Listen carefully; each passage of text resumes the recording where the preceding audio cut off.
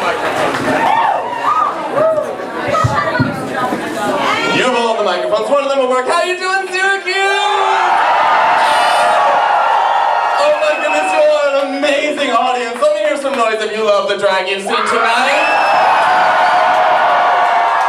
Here we are in the wild. Here we are in the wild of upstate New York, and this is some of the best drag in the entire country. I am so happy to be here.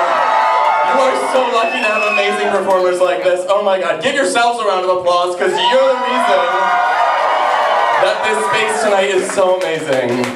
You know, this journey has still been very short for me, and this is a challenging sound system here.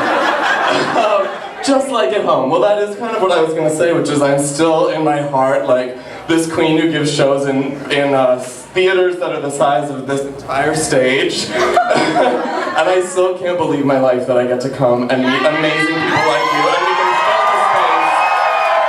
And just please, for all of our sakes, take this amazing energy, this enthusiasm, and this spirit that lets you root for crazy drag queens, crazy queer people like us, and take that out into the world.